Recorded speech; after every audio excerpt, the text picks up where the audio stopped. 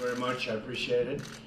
We're getting ready to make a big trip. We're just leaving, but we wanted to have a little bit of a conference just to announce what's happened, how we've done, and I think it's been very, very successful.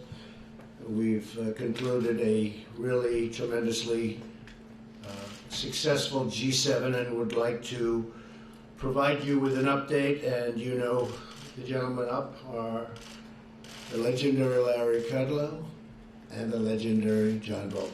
We had a good meeting both on defense and environment and, frankly, on tariffs, which are what we're here for. First, I'd like to thank Prime Minister Trudeau for hosting this summit. It has worked out to be so wonderful. The people of Canada are wonderful, and it's a great country and a very beautiful country, I might add. We tackled a variety of issues and opportunities facing our nations. At the top of the list was the issue of trade. Very important subject because the United States has been taken advantage of for decades and decades, and we can't do that anymore. We had extremely productive discussions on the need to have fair and reciprocal, meaning the same. People can't charge us 270% and we charge them nothing. That doesn't work anymore. I made a lot of statements having to do with clarity. We want and expect other nations to provide fair market access to American exports, and that we will take whatever steps are necessary to protect American industry and workers from unfair foreign trading practices, of which really there are many, but we're getting them straightened out, slowly but surely. We also discussed the issue of uncontrolled migration and the threat that it poses to both national security and other groups and countries and our citizens and quality of life. We're committed to addressing the migration challenge by helping migrants to remain and prosper in their own home countries. A wide array of national security threats were addressed, including the threat of Iran. The G7 nations remain committed to controlling Iran's nuclear ambitions. With or without them, those ambitions are going to be controlled, along with efforts to combat terrorism and extremism and those who spread this deadly ideology.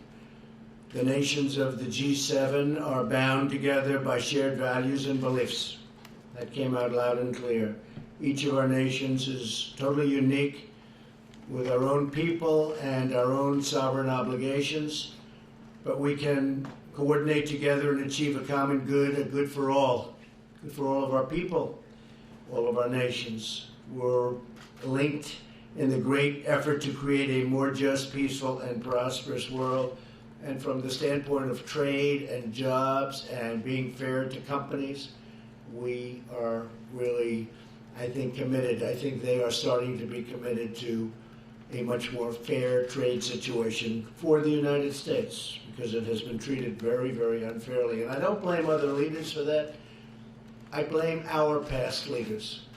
There was no reason that this should have happened. Last year, they lost 800, we as a nation, over the years, but the latest number is $817 billion on trade. That's ridiculous, and it's unacceptable, and everybody was told that. So I don't blame them. I blame our leaders. In fact, I congratulate the leaders of other countries for so crazily being able to make these trade deals that were so good for their country and so bad for the United States. But those days are over. In just a few minutes, I'll be leaving for Singapore. I'll be on a mission of peace, and we will carry in, really, in my heart, we're going to be carrying the hearts of millions of people from all over the world. We have to get denuclearization. We have to get something going. We really think that North Korea will be a tremendous place in a very short period of time. And we appreciate everything that's going on, and we appreciate the working together with North Korea. They're really working very well with us. So I say, so far, so good. We're going to have to see what happens, and we're going to know very soon. So I'll be leaving as soon as we're finished with this conference. I'll be leaving. And I very much look forward to it. I think it's very important for North Korea and South Korea and Japan and the world and the United States. It's a great thing. And we'll see what happens. Okay, any questions? Yes, yes. Mr. President, you're about to embark on what may be the most important meeting you've ever had in your life. What's in your gut? Needles of steel nerves or butterflies? Can you describe how you feel? Well, it's always everything. It's really, this is probably rarely been done. It's unknown territory in the truest sense. But I really feel confident. I feel that Kim Jong-un wants to do something great for his people, and he has that opportunity. And he won't have that opportunity again. It's never going to be there again. So I really believe that he's going to do something very positive for his people, for himself, his family. He's got an opportunity the likes of which I think almost, if you look into history, very few people have ever had. He can take that nation with those great people and truly make it great. So it's a one-time shot, and I think it's going to work out very well. And that's why I feel positive, because it makes so much sense. And we will watch over it, we'll protect, and we'll do a lot of things. I can say that South Korea, Japan, China, many countries want to see it happen, and they'll help. They'll all help. So this is a great time. This has not happened in all of the years that they've been separated by a very artificial boundary. This is a great opportunity for peace and lasting peace and prosperity. Yes, ma'am. President, did you raise bringing Russia back into G7 during our meetings? And when have you last spoken to Vladimir Putin? Do you expect to meet him in Vienna this summer? Yeah, I have not spoken to Vladimir Putin in quite a while. It has been discussed. We didn't do votes or anything, but it has been discussed. Some people like the idea of bringing Russia back in. This used to be the G8, not the G7. And something happened a while ago where Russia is no longer in. I think it would be an asset to have Russia back in. I think it would be good for the world. I think it would be good for Russia. I think it would be good for the United States. I think it would be good for all of the countries of the current G7. I think the G8 would be better. I think having Russia back in would be a positive thing. We're looking for peace in the world. We're not looking to play games.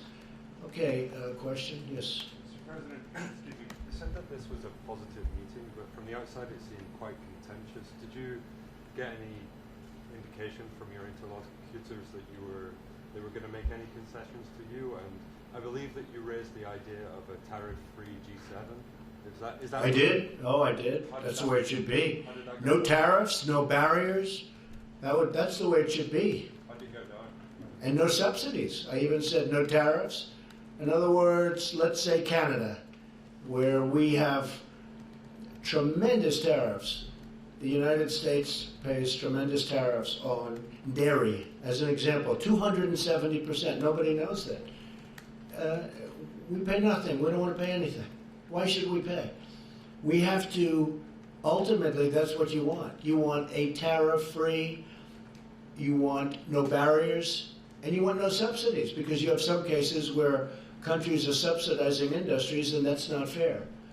So you go tariff-free, you go barrier-free, you go subsidy-free. That's the way you learned at the Wharton School of Finance. I mean, that would be the ultimate thing. Now, whether or not that works, but I did suggest it, and people were, I guess they're going to go back to the drawing board and check it out, right? But we can't have an example where we're paying, the United States is paying 270%. Just can't have it.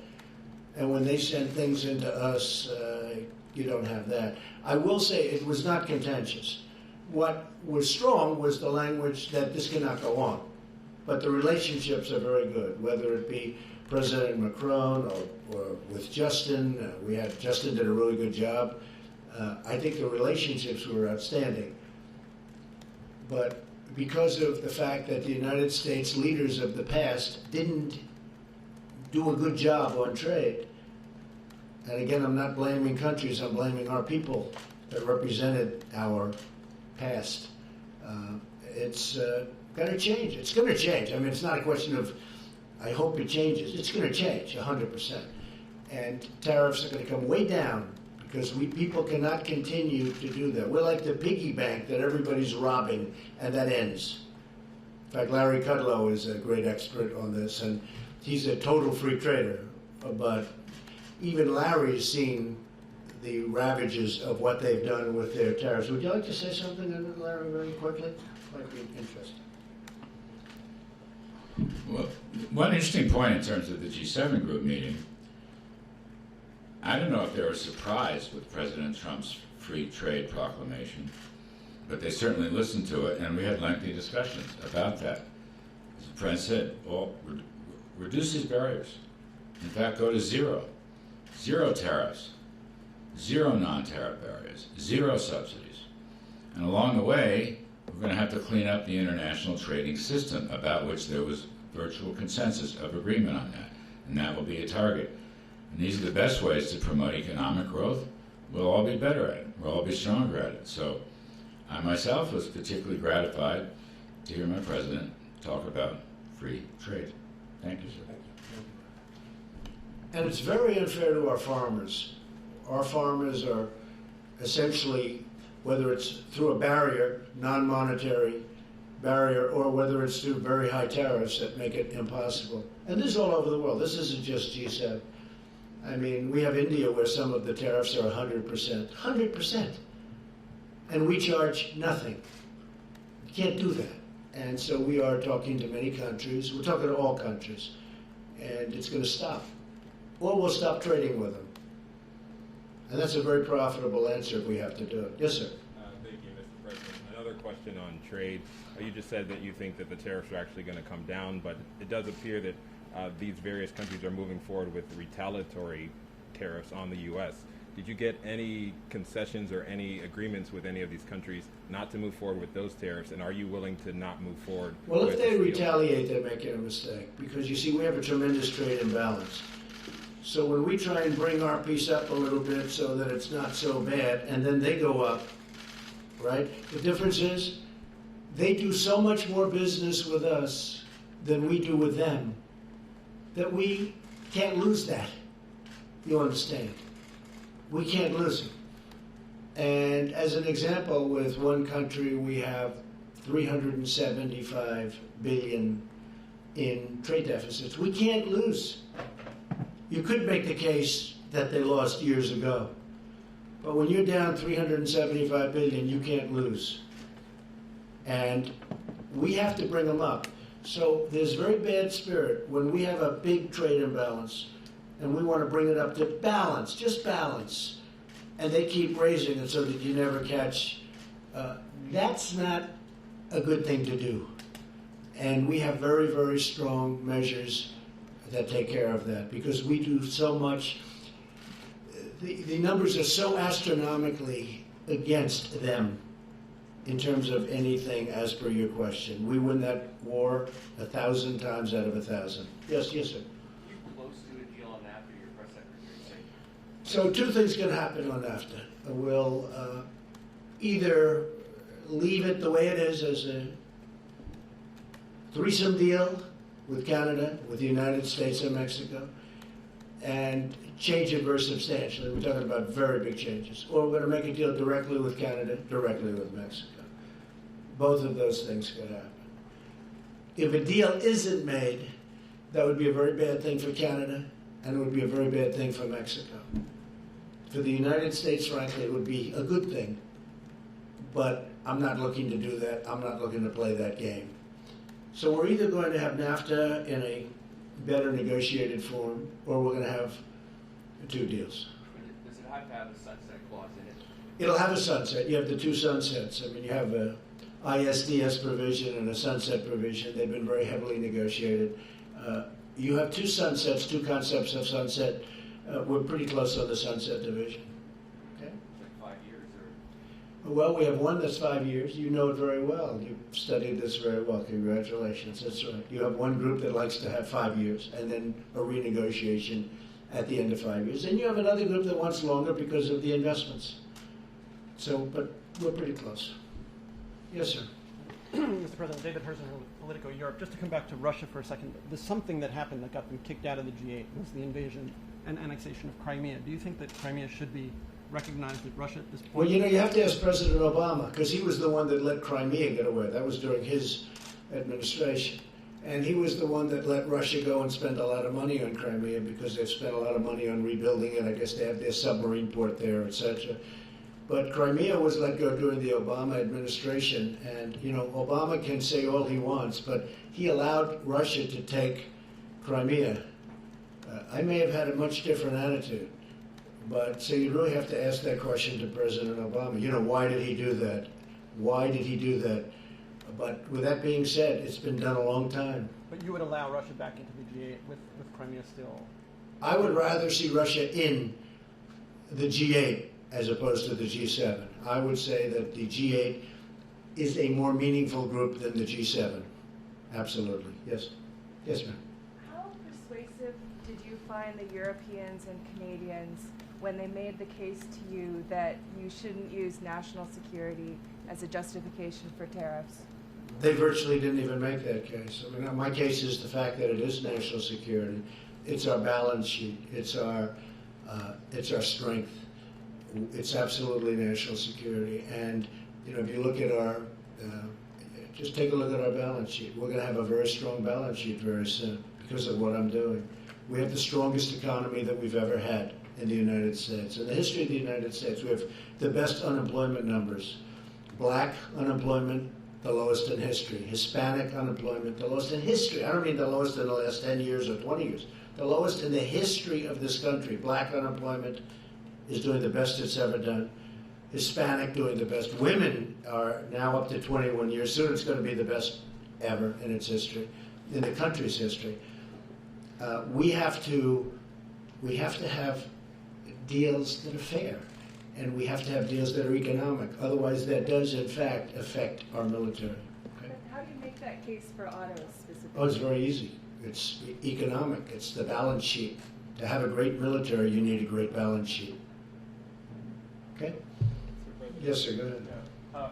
As you were heading into these G7 talks, there was a sense that the America's closest allies were frustrated with you and angry with you, and that you were angry with them, and that you were leaving here early to go meet for more friendlier talks with Kim Jong-un in Singapore. And I'm wondering if you view it the same way, and do you view the U.S. alliance system shifting under your presidency away from... Who are you with, out of curiosity? CNN. I figured. Fake news CNN. The worst. But, you know, I could tell by the question. I have no idea you were CNN after the question. I was just curious as to who you're with. You were CNN. I would say that the level of relationship is a 10. We have a great relationship. Angela and Emmanuel and Justin, I would say the relationship is a 10. And I don't blame them.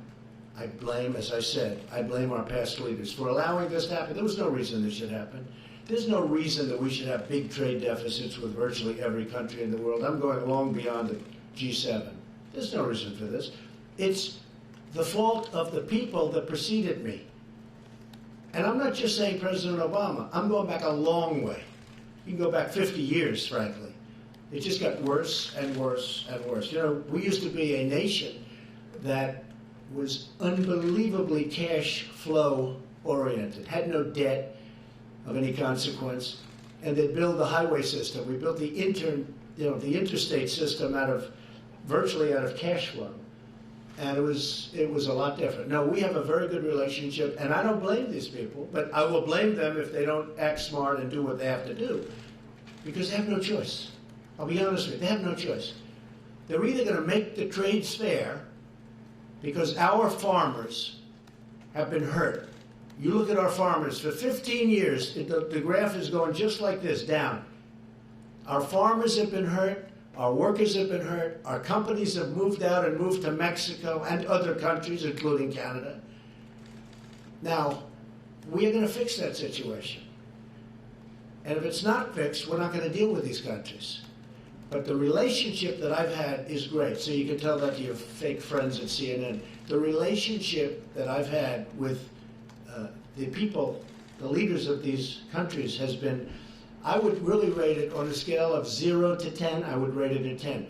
That doesn't mean I agree with what they're doing, and they know very well that I don't. So we're negotiating very hard tariffs and barriers. As an example, the European Union is brutal to the United States.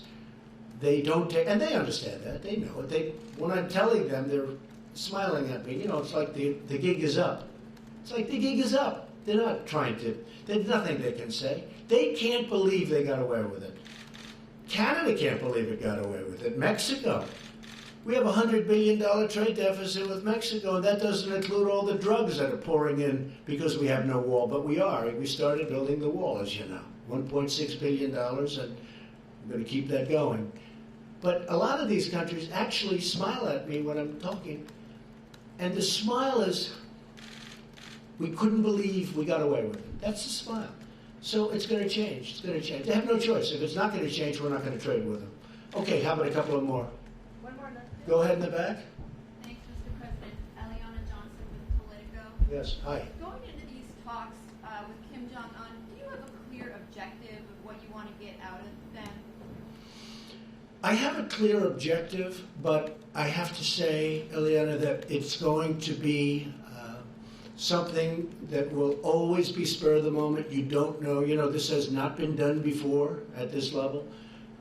This is a leader who really is an unknown personality. People don't know much about him. I think that he's going to surprise on the upside, very much on the upside. We'll see. But never been done, never been tested. Many people, the world leaders, I'm talking about world leaders that have been right next to him, have never met him. So we're going in with a very positive spirit, I think, very well prepared. I think, and by the way, we have worked very well with their people. They have many people right now in Shanghai. Our people have been in Singapore. Our people have been working very, very well with the representatives of North Korea. So we're going in with a very positive attitude, and I think we're going to come out fine. But I've said it many times. Who knows? Who knows? May not work out. It's a good chance it won't work out. There's probably an even better chance that it will take a period of time. It'll be a process. Is there a particular outcome that you would look for from this initial talk to judge whether you think things are going well? Well, I think the minimum would be relationship. You'd start at least a dialogue. Because, you know, as a deal person, I've done very well with deals. What you want to do is start that. Now, I'd like to accomplish more than that. But at a minimum, I do believe at least we'll have met each other. We will have seen each other. Hopefully, we will have liked each other, and we'll start that process. So I would say that would be the minimal. And the maximum, I think you know the answer to that. But I think that will take a little bit of time. Okay, yeah. How long do you think it'll take you to figure out whether he's serious about giving Good up? question. How long will it take? I think within the first minute, I'll know. How? Just my touch, my feel. That's what I do. How long will it take to figure out whether or not they're serious? I said maybe in the first minute. You know, the way they say that you know if you're going to like somebody in the first 5 seconds. You ever hear that one? Well, I think that very quickly I'll know whether or not something good is going to happen. I also think I'll know whether or not it will happen fast. May not, but I think I'll know pretty quickly whether or not, in my opinion, something positive will happen. And if I think it won't happen, I'm not going to waste my time. I don't want to waste his time. Yes, ma'am. Are you concerned at all that just by giving Kim the meeting, that he's getting a win as a deal? No. That's only the fake news says that. You know, this. Look, we just got 3 hostages back. We paid nothing. They came back. They're happily ensconced in their homes with their families. They're the happiest people in the world right now. We have gotten. You know, we haven't done anything. Everyone said, you know, the haters. They say, oh, you're giving him a meeting. Give me a break, okay? There's nothing. I think if I didn't do this, it would be, and it's never been done before, you know, it's never been done before. And obviously, what has been done before hasn't worked. And this is something, I can't stress this strong enough. You know, I talked about tariffs, that previous people, and I'm not looking to criticize people that were preceding me, but on tariffs, it should have never happened. Well, the same thing on North Korea.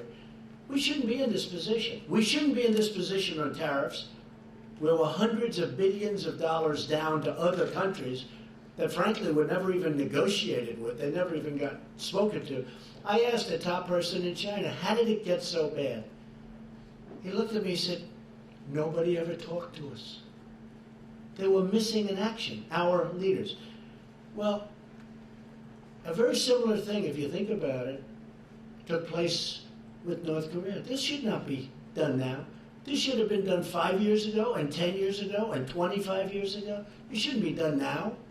Have you spoken to him at all in the last I can't comment on that. Sir, you've got a plane to catch. Okay, one more Follow question. up on North Korea. Will you raise the issue of the gulags with Kim Jong-un? And We're the going to raise Japanese every kidnap- issue. And the kidnapping. Every issue is going to be raised. Mr. President, we're sitting here in Canada, you've attacked the US press back home, but you've also done it now on foreign soil. I guess I'd like to ask you why you do that. And do you think Because the U.S. press is very dishonest, much of it, not all of it. Oh, I have some folks in your profession that are with the U.S., in the U.S., citizens, proud citizens, they're reporters. These are some of the most outstanding people I know. But there are many people in the press that are unbelievably dishonest. They don't cover stories the way they're supposed to be. They don't even report them in many cases if they're positive. So there's tremendous, I came up with the term, fake news. It's a lot of fake news. But at the same time, I have great respect for many of the people in the press. Thank you all very much. I appreciate it. Thank you. Thank you.